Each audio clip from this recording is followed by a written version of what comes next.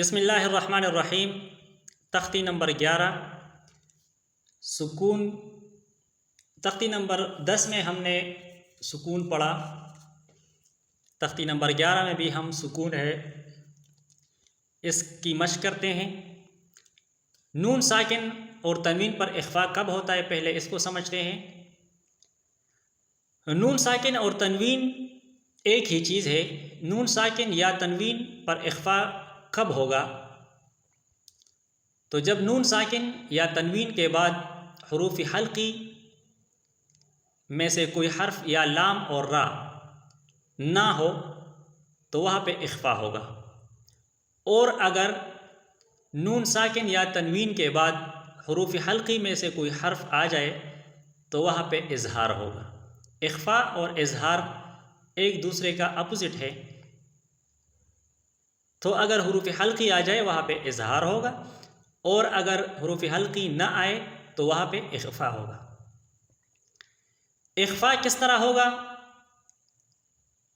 اظہار کس طرح ہوگا؟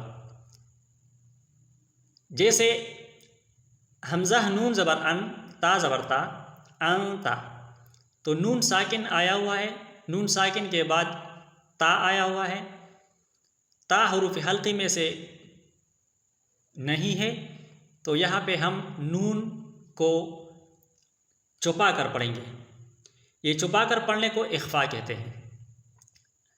یہ اصل میں ہے انتا، انتا، یہ پڑھیں گے ہم انتا، یہ نون کو تھوڑا چھپا کر پڑھیں گے، صحیح واضح کر کے نہیں پڑھیں گے۔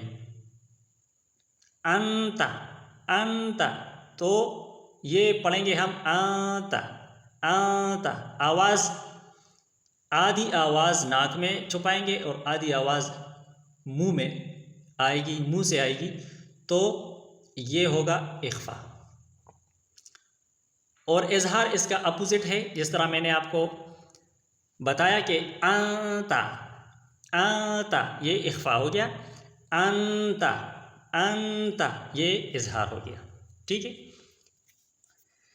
یہ انتا میں نے آپ کو سمجھانے کے لیے پڑھا، اصل میں یہ یہاں پہ اخفا ہوتا ہے، جو قاعدہ ہم نے پڑھا اسی کے مطابق یہ انتا پڑھیں گے۔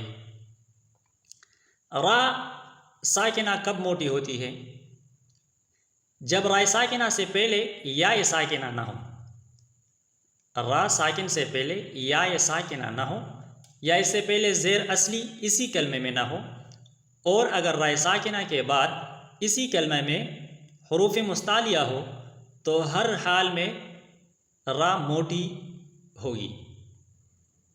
حروف مستعلیہ کون سے ہیں؟ خص، خا صاد، ضا ثن، ضاد غین، طا قف، قاف ضا۔ خص، ضا ثن، قف، یہ حروف مستعلیہ ہے، یہ ہر حال میں موٹے ہوتے ہیں۔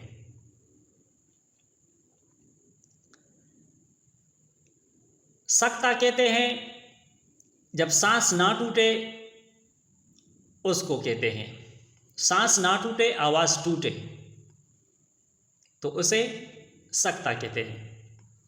اور وقفہ اسے کہتے ہیں، ذرا لمبا وقفہ ہو، سکتہ ہو، تھوڑا لمبا سکتہ ہو، اسے وقفہ کہتے ہیں۔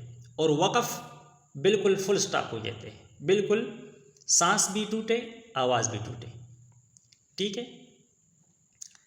اب ہم پڑھتے ہیں، سبق کی طرف آتے ہیں۔ انت، اہدی، اہدی، بعد، بعد، بطش، بطش، بطش میں ایک تو طا ہے حروف مستعلیہ، طا موٹی ہوگی، اور دوسری بات یہ ہے کہ طا قطب و جد میں سے بھی حروف قلقلہ میں سے ایک حرف ہے، اور یہ اس کے اوپر جزم آیا ہوا ہے جو سکون کی حالت میں ہے۔ تو حروف قلقلہ میں سے اگر کسی حرف کے اوپر جزم آ جائے، ساکن آ جائے، تو اس پہ بھی ہم قلقلہ کریں گے۔ تو ایک تو طا ہے حروف مستعلیہ، دوسری بات اس پہ آئے گا قلقلہ، بطش بطش، سعی سعی، کنت کنت، لست لست، امر امر، بردن بردن، بارا زبر بر، را ہے، را ساکن ہے، اس سے پہلے با ہے اور با کے اوپر زبر ہے۔ را ساکن سے پہلے کسی حرف کے اوپر زبر ہو یا پیش ہو تو را موٹی پڑھیں گے۔ امرن میں را اس کے نیچے زیر ہے تو یہ ہم نے باریک پڑھی، اور یہ را بردن میں جو را ہے یہ ہم موٹی پڑھیں گے۔ بردن بردا، جمعا جمعا جمعا، اگر ہم اخفا کریں گے جمعا جمعا، حبل، با کے اوپر قلقلہ ہوگا، حبل حبل، اخفا، لن میں نے اخفا کیا، با پہ قلقلہ کیا، حبل حبل،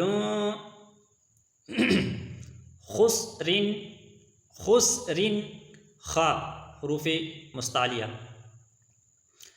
خسر، خلقا، خا جو سبز ہے اور قاف بھی سبز ہے، یہ سبز حروف جو ہے یہ حروف مستعلیہ ہے، بڑے حروف ہے، موٹے حروف ہے۔ اگر موٹے نہ ہو، را تو مستعلیہ میں نہیں ہے، لیکن اس سے آگے پیچھے جو ہے زبر ہوگا یا پیش ہوگا، تو اس وجہ سے اگر زیر نہیں ہے تو اس کو بھی موٹا پڑھیں گے، اس لیے یہ بھی سبز لکھا گیا ہے۔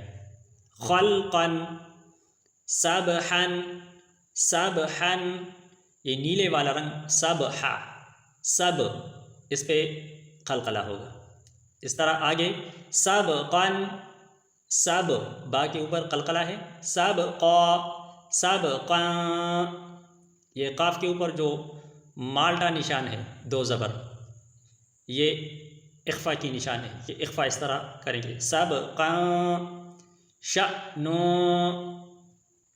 صبحا ضبحا، عبدا، عدن، عشر، عصف، غرقا، غلبا، فصل، قدحا، قضبا، كأسا، كدحا، كدحا، لغوا، مسك، نخلا، نشطا، نفس، نقعا، يسرا، أبقى، أبقى، ترضى، ترضى، را، ترضى میں جو را ہے اس سے پہلے والا حرف ہے تا، تا کے اوپر زبر ہے، جو جب را ساکن سے پہلے حرف کے اوپر زبر یا پیش آ جائے تو را موٹی پڑھیں گے۔ ترضى ترضى، تنسى تنسى، آگے ہم پڑھیں گے، اس کی مشق کریں۔ تب تک کے لیے یہ کافی ہیں، کل انشاءاللہ نئے سبق کے ساتھ مخاطب ہوں گے۔ اللہ ہم سب کا حامی و ناصر ہو۔